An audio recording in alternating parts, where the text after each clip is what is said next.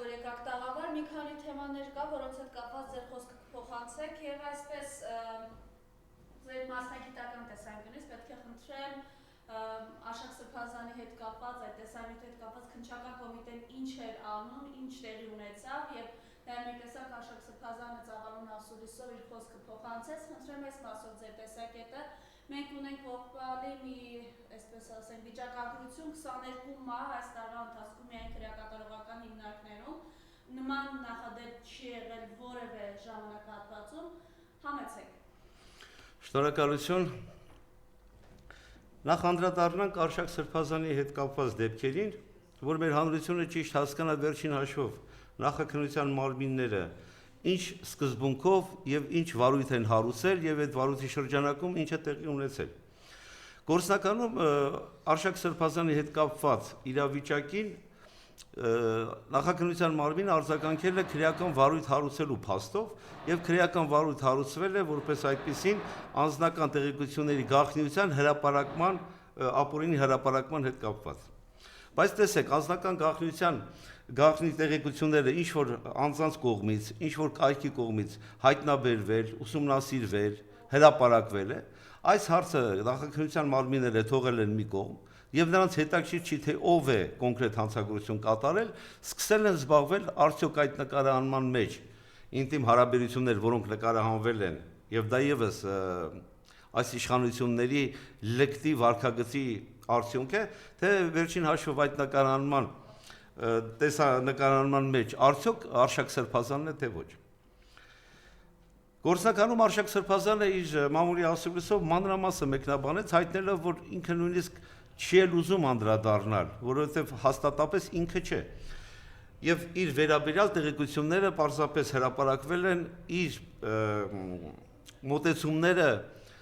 եւ իր վերաբերմունքը այս իշխանությունների նկատմամբ բացահայտ արտահայտելուց հետո։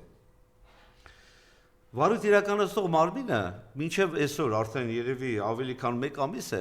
որևէ գործողություն չի կատարում պարզելու վերջին հաշվով ով կատարեց հանցագործություն, անձնական տվյալների բացահայտման, անձնական տվյալները հրապարակելու։ Ես համոզված եմ, ընդամենը 1-2 օրվա ընթացքում կարելի է հայտնաբերել այդ սուբյեկտին, այդ կայք կլինի, լրատվամիջոց կլինի եւ նրանց ենթարկել քրեական պատասխանատվության։ Բայց պարզ է, որ Նիկոլ Փաշինյանի ստացած SMS-ի հիման վրա քննչական կոմիտեի ղեկավարը ինքը ցույցում է տվել քննիչին եւ քննիչը զբաղվում է ընդամենը այն հարցով, արդյոք այդ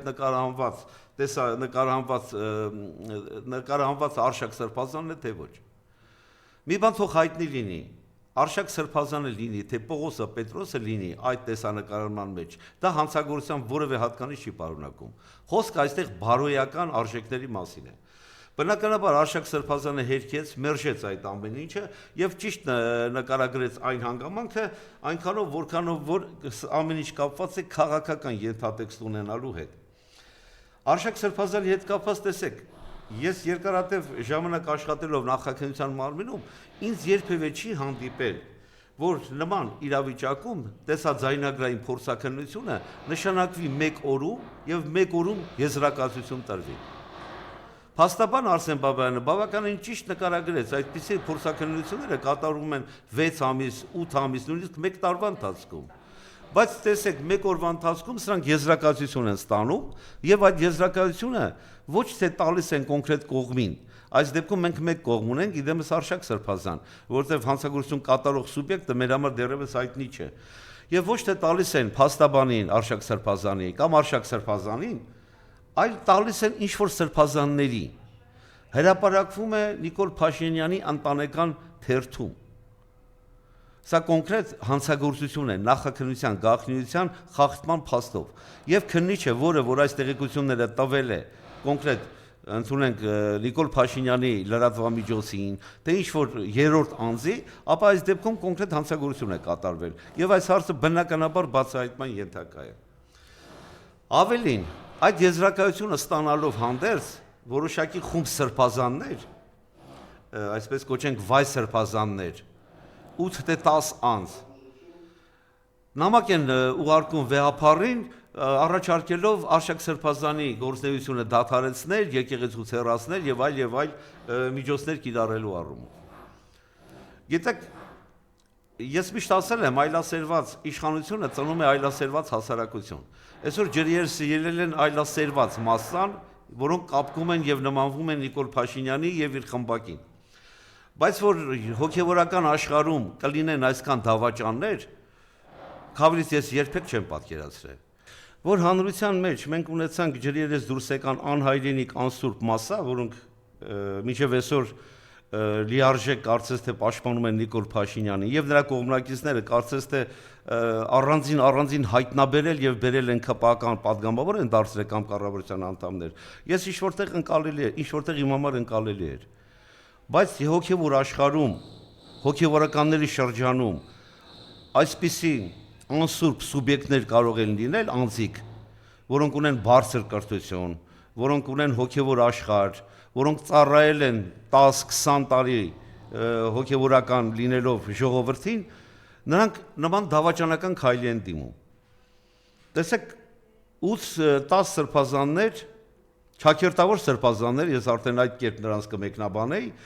հայտարարություն ուղղեցին վեհապարին, որոնցից 8-ը հանդիպեցին Նիկոլ Փաշինյանի հետ։ Գիտեք, ես արժանապատիվ մարդու համար սա համարում եմ ամենաստոր վարքագիծը, եթե իհարկե նա արժանապատվություն ունի։ Ես զարմացա տեսնելով նրանց Նիկոլ Փաշինյանի հետ հանդիպելուն, Նավասարդ Կճյուղանի կողմից գրքախառնվելուն։ Գիտեք, հանրության համար սա ավելի մեծ ցավ է, իրոք շատ մեծ ցավ, քան թե 1-2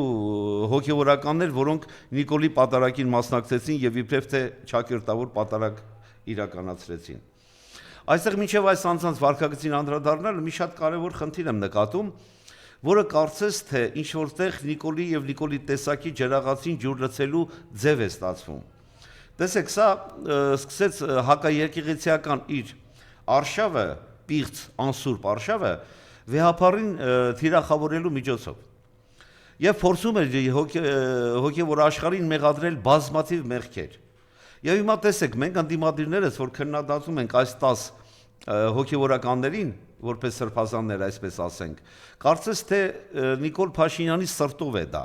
որպեսզի որը ցույց կտա հետագայում այսպիսի արտահայտություն նա վաղը միսօրը կանի, այն առումով, որ տեսակ, որ ինքը ճիշտ էր, որ հոգեվորականների շրջանում կան այսպիսի անձիկ։ Քավլիս թեկուզ եւ այդպես լինի, մենք պարտավոր ենք սրանց արժանի գնահատական տալ այս 10 ճակերտավոր սրբազաններին։ Տեսեք, շատերն ասում են շանտաժի, վախի, ինչ որ գուցե նաև դրամական ինչ որ միջոցներով փորձել են սրանց տանել դեպի Նիկոլի կողմ։ Գիտեք, ոչ մի շարժառիթ չի արդարացնում նրանց այս վարքը։ Այդ մասին նաև արձանագրեց Արշակ Սրբազանը։ Ոչ մի։ Ինչ շանտաժ ուզում էր լիներ։ Սրբազանները պետք է գիտակցեին, որ այս արշավը ոչ թե կոնկրետ մեր վեհապարի նկատմամբ է, այլ հայոց եկեղեցում։ Պետք է գիտակցեին, որ Փաշազադեի հայտարարությունից հետո Նիկոլ Փաշինյանն ու իր ոհմակը հարձակվեց եկեղեցու վրա։ Պետք է խորը ընկալեին, որ Շվեյցարիայում վեհապարի հայտարարություններից հետո Արցախահայության, ցեղասպանության, գերիների վերադարձի այս հայտարարություններից հետո Նիկոլ Փաշինյանի հարձակումը սկսեց Փաշազադեի հանձնարարությամբ։ Եթե սովորական քաղաքացիները դա չեն ընկալում, սրբազան կարգավիճակ ունեցողները պարտավոր էին ընկալել։ Հետևաբար ոչ մի շարժառիթ արդարացնում չի։ Նրանք իրոք պղծել են իրենց անցած ճանապարհը, դավաճանել են իրենց, դավաճանել են հայ առաքելական եկեղեցուն եւ վեհապարին։ Սրանցից շատերը սրբազանի կարգավիճակ ստացել են Գարեգին II-ի օրոք, նրա ձեռամբ։ Եվ կարողանում են հիմա նրանք համբյուրում էին ձեռքը, աղաչում նրան, որպեսզի ավելի մտերիմ գտնվեին նրա կողք։ Ինչպես շատերն ասում էին, ամեն օր նրա կենացն էին բարձրացնում։ Եվ հիմա Նիկոլ Փաշինյանի թելն են թելում, Նիկոլ Փաշինյանի թիմը դառնալով հարձակվում են հայ առաքելական եկեղեցու վրա։ Նիկոլ Փաշինյանը, որ տարիներ շարունակ Նավասարդ Կճոյանին ինչ մեղքերի մեջ ասես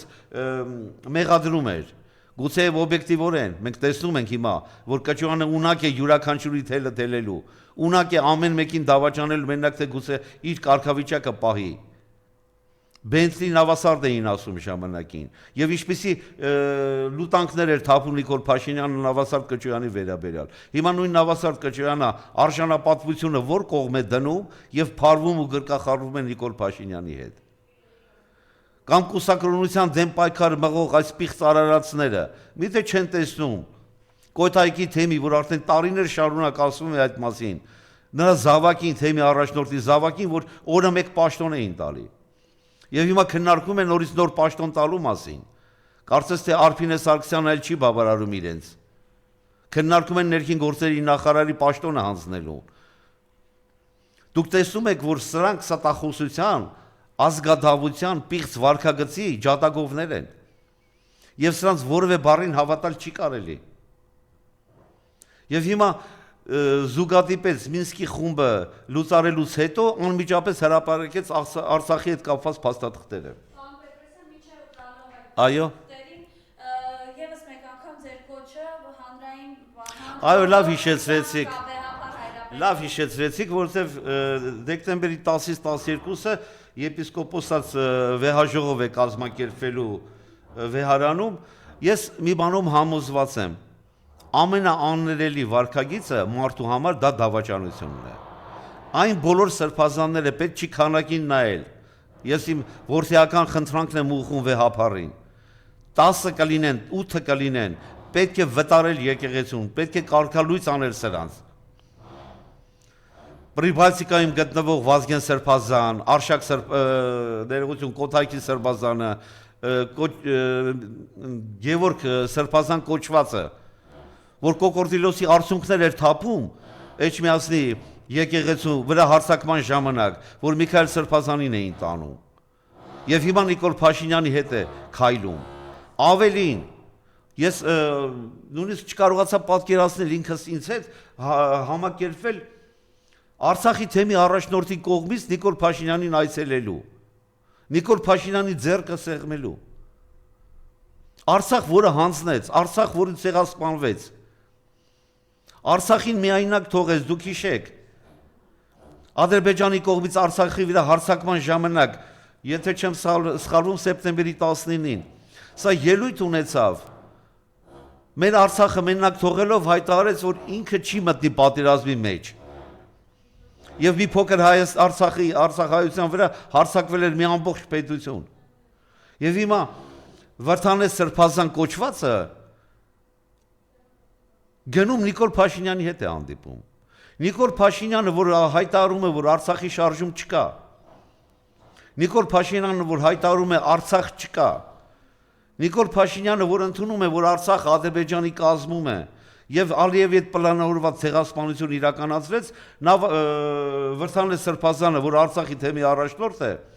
եւ այդ թեմը պահպանեց վեհապարը, չլուծարեց ընդդեմ Նիկոլի։ Եվ այս Սրբազան կոչվածը գնում Նիկոլ Փաշինյանի հետ հանդիպումը։ Եվ իմ հարգանքներս Արցախի թեմի միաբանությանը, որոնք ընդդեմ այս անձի կոնկրետ հայտարարություն են տարածում, պահանջելով ներողություն խնդրել։ Ոչ միայն ներողություն, նա ծնքաչոք պետք է ներողություն խնդրի եւ արցախցիներից եւ վեհապարից։ Հետևաբար դեկտեմբերի 10-ից 12-ը վեհաժողովի ժամանակ ես խնդրում եմ որդիական իմ խնդրանքը ուղղում եմ վեհապարին, պետք է չներել ոչ ոքի։ Կլինի վարդապետ, կլինի սրբազան, ով դավաճանում է հոգևոր արժեքը, դավաճանում է հայ եկեղեցին, դավաճանում է հայ ազգի, մեր ընտրյալներին, մոռանում է, նսեմացնում է, դավաճանում է մեր 5000 զոհերին։ Հետևաբար նրանք ներման չպետք է արժանանան եւ նրանք պետք է անպայման կարգալույծ լինեն։ Եվ հիմա անդրադառնալով ազգային ժողովում այս ազգակործան պատուասի այն հայտարարությանը, որ հրապարակել է իբրև թե Արցախի հետ կապված բանակցությունների փաստաթղթերը։ Նախ արձանագրենք, որ տեսեք ինչպիսի առհամարական վերաբերմունք բանակցային փաստաթղթերի նկատմամբ, որ հայտարարում է, որ ծաղկա քաղ է արել այդ փաստաթղթերից։ Այսինքն ներկայացնում է հանրությանը այն, ինչ իրեն անհրաժեշտ է։ Անդիմացիան պատգամավորները, այլ գործիչներ բազմիցս ասում են Քիվեսյան հայտարարությունը, փաստաթուղթը ներկայացրու, որտեղ հստակ գրված էր Արցախի կարգավիճակի, Արցախի բնակչության հանրաքվե իրականացնելու իրավունքի մասին։ Հանրությունը պետք է հասկանա, ինչ ուզում եք սրան մեղադրեք, սա հաջորդ օրը դուրս է գալու չկմեղանալով, իրեն արդարացնելու է, ներկայացնելու իրեն որպես ամենաբարյացկամ եւ ամենանվիրյալը, ներկայացնում է, որ սիրում է այս ժողովրդին։ Հետևաբար այս փաստաթղթերը դա ծաղրանք էր դիվանագիտական այդ իրավիճակին։ Տեսեք, ինչպիսի առհամարական վերաբերմունք է հանրության նկատմամբ սա ձևակերպում, որ Մինսկի խումբի համանախագահները կոնկրետ փաստաթուղթ են հղում Ադրբեջան կոչված երկրի ղեկավարին եւ Հայաստանի ղեկավարին, որտեղ գրված է Հայաստանի Հանրապետության նախագահ եւ Ադրբեջանի Հանրապետության նախագահ։ Եվ սա պնդում է, թե ինքը Հայաստանի Հանրապետության նախագահ չէ։ Տեսեք, ինչ ողորմելի եւ ինչպիսի ծաղրանք է ուղղում հայ ժողովրդին։ Այս պահին ղեկավարը դու ես, անկախ նրանից փաստաթղթի վերևում ինչ է գրված, նախագահ թե վարչապետ։ Դու իրավահաջորդն ես նախկին իշխանության։ Դու պետք է շարունակես այդ փաստաթղթերով աշխատել։ Բնականաբար նա դա չէր անելու։ Նա Ալիևի հետ միաժամանակ պայմանավորվել էր։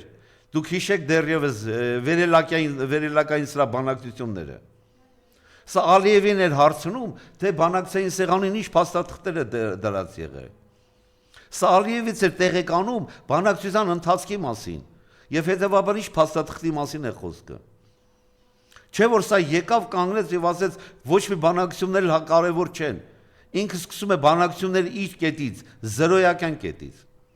Եվ տեսեք զրոյական կետից հասցրած բանակցությունները։ Եվ հիմա իրեն պատրում է թե իբր թե նախկիններ։ Այքո սրանց զրոյական բանակցության արդյունքը բերեց զրոյի։ Արցախը հանձնվեց։ Չէ՞ որ սա էր կոկորտ պատրում, եթե Արցախի հետ կապված որևէ դրական մոտեցում լինի, ապա ինքը կգա հրապարակ եւ այդ հարցերը կտա հանրությանը եւ հանրության հետ միասին, ժողովրդի հետ միասին կորոշեն Արցախի հարցը։ Արդյունքում ինչ պարզվեց։ Պարզվեց, որ իր համար եւ իր տեսակի համար Արցախը եղել է մի պարանոցին փաթաթված։ Սա պատրաստ է ամեն ինչ հանձնելուն։ Ում է տեսեք շարունակում է հանձնել։ Այն ժամանակ, երբ սա մի բան արտահայտում է կոնկրետ Հայաստանի սահմանների, Հայաստանի վաղվա օրվա մասին, սա պլանավորված է Ալիևի հետ։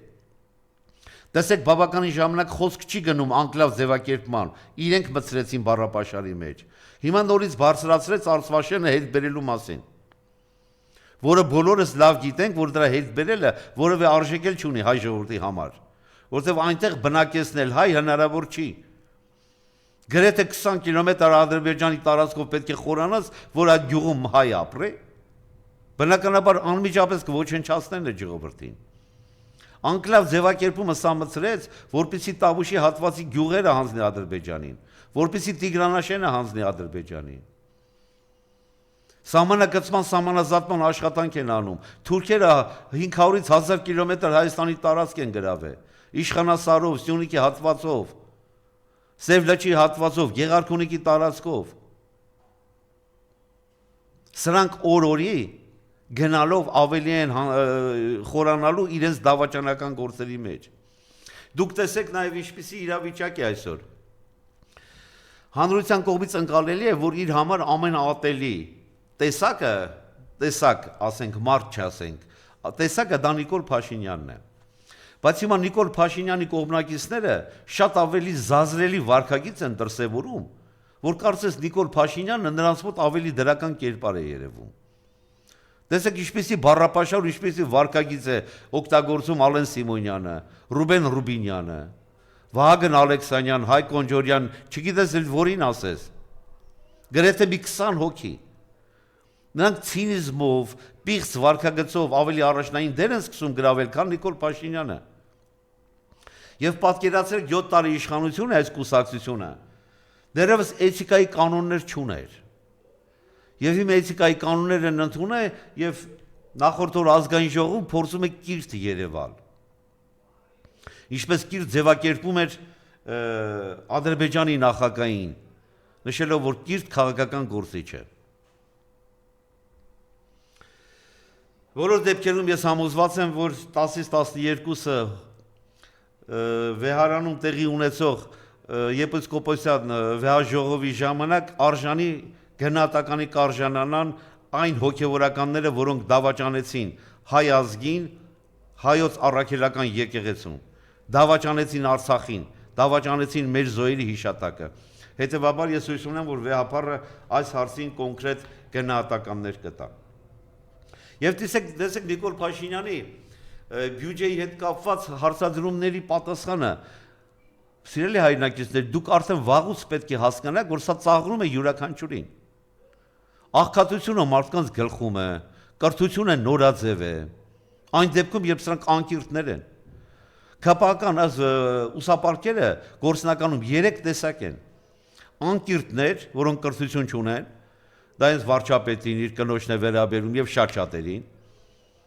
բանակից փախածներ եւ գործնականում Թուրքիայի եւ եվրոպական առանձին երկրներում հակահայկական դասընթացներ անցած խմբեր։ Այդ 3 խմբերը կարան կրկնվեն տարբեր խմբերի մեջ, այսինքն բանակից փախածը կարող է նաեւ Թուրքիային վերապատրաստում անցած լինի եւ այլն։ Այս առումով կարևոր է նաեւ գնահատականը սրանց տալ որպես քաղաքական կուսակցություններից ամենաստոր վարքագիծ ունեցող կուսակցություն, որոնք իրենց ծրագրից ամեն օր խուսափում են եւ իրենց ծրագրի մասին գրված դրույթներից ամեն օր հրաժարվում։ Դուք տեսեք, ազգային ժողովի ընդդիմադիր պատգամավորների շատերը կոնկրետ հարցադրումներ են բարձրացնում, կուսակցությունից կուսակցություն փախածներ, կոռուպցիայի մեջ թաթախվածներ, կոնկրետ դեպքեր, ասենք օրինակ Աննա Մկրտչյանը կոնկրետ դեպքեր է հրապարակում։ Սրանք այդ ամենը թողնում են եւ ընկնում են նրա անձի հետ կապված քննարկումների։ Կոնկրետ հարցեր են բարձրացնում Քաջարյանի հետ կապված։ Կոնկրետ հարցեր են բարձրացնում արգելանքի տակ գտնվող գույքը 1 օրվա ընթացքում արգելանքից հանելու եւ վաճառելու վերաբերյալ։ Անիվի հետ կապված դեպքերի, նախկին նախարարների կողմից կատարված հափշտակությունների։ Այսօր արդեն Երևանի համայնքային տարածքային թաղապետերի, քաղաքային իշխանությունների հետ կապված գրեթե 60-ից 70 քրեական գործ կա։ Վերաբերվում են կաշառք ստանալու հետ, որի մասին է խոսք գնում այսօր, եւ նրանք խոսում են նախկինների կաշառակերության մասին։ Տեսեք, շատերը նաեւ ինձ հարց են տալի ինչն է պատճառը, որ այսօր այսքան շատ հանցագործություններ են կատարվում։ Միշտ ասել ենք, հանցագործությունը դա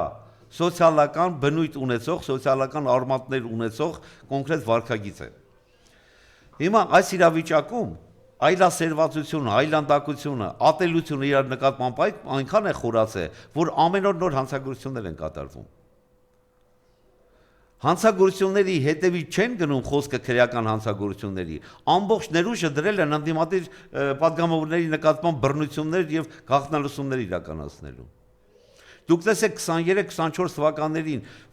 ընդամենը գաղտնալսում ներքին արտաքին դիտում իրականացվել է 600 դեպքով։ Այս տարի միայն առաջին կիսամյակում թե առաջին 10 ամիսների ընթացքում արդեն 600։ Մի բան նաեւ համոզված եղեք, սիրելի հայրենակիցներ, այդ 600 պաշտոնական թիվն է։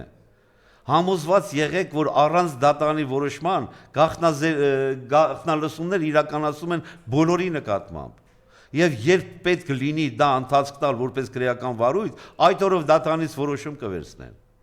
Չէ՞ որ դատավորներին ամբողջությամբ, գրեթե ամբողջությամբ բացառություններ ես դեռևս թույլ եմ տալի ինձ ասելու, վայրը հաճող դարձրեց, վնգստացող դարձրեց բոլորին։ Եվ հիմա բոլորը գաղտնալսումների ներքո են, եւ իրապես ժուչոկային պետություն է դարել։ Աշխարհում գրեթե երկիր չկա, որտեղ կալանքի տակ գտնվող անձիկ ավելի շատ լինեն, քան դատապարտված անձիկ։ Եվ հիմա դատապարտյալների հետ կապված տեսեք, դատապարտյալ քրեակատարողական հիմնարկի տնօրեն եւս մի կնոջ նշանակեցին։ Իրավապահ համակարգ ամբողջությամբ կանանց ղեկավարման ներքո է։ Եվ այս աղջկան նշանակեցին, որը եթե չեմ սխալվում, սոցիալական հարցերի վերաբերյալ բաժնի պետ էր կարծեմ։ Եվ քրեակատարողական հիմնարկում այսօր ունենք արդեն 22 մահ։ Այսինքն մարդը գտնվում է անազատության մեջ, գտնվում է պետական վերահսկողության ներքո եւ մահանում է,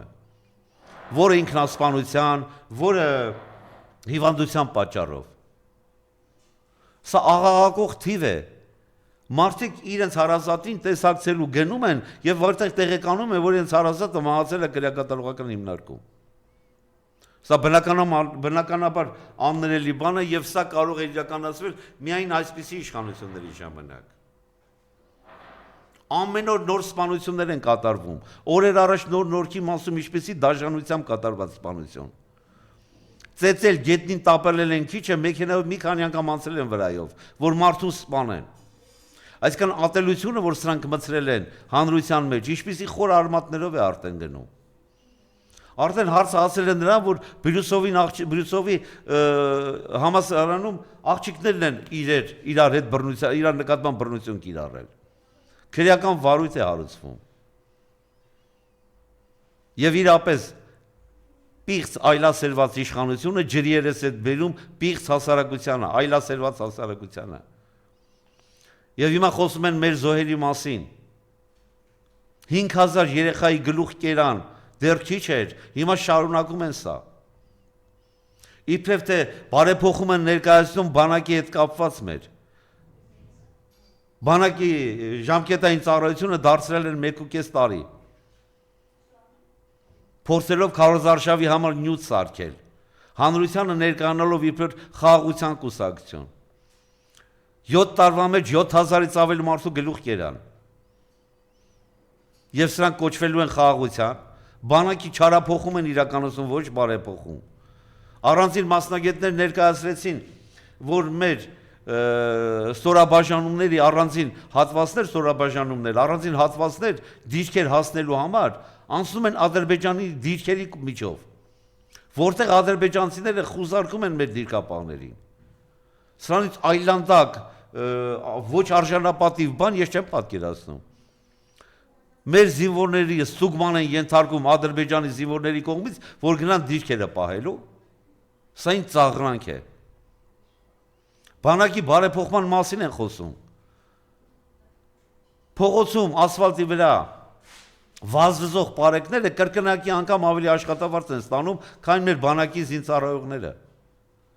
Ձմեռվա ցրտին, անձրևին, ցեխին, գիշեր-ցերեկ ծառայություն իրականացնողը, կյանքը վտանգի տակ պահող անձը ավելի քիչ է վարձատրվում, քան փողոցում ասֆալտի վրա զվռնող պարեկները։ Սա է այսօրվա իշխանության վարքագիծը։ Բյուջեն արդեն հասրել են 15 միլիարդի պարտք։ Մարդիկ չեն հասկանում, որ այդ պարտքը վաղը միսօրը իրենց է փաթաթվելու։ Արդեն ամեն ընտանիք 4 հոգի կազմված գրեթե 10000 պարտք ունի ամեն ամիս։ Եվ հանրությունը սա դեռ չի գիտակցում, որ այդ պարտքը վաղը իր վրա է մնալու, մեր զավակների վրա, մեր տորների վրա են մնալու։ Շնորհակալություն։ Ես եւս շնորհակալ եմ։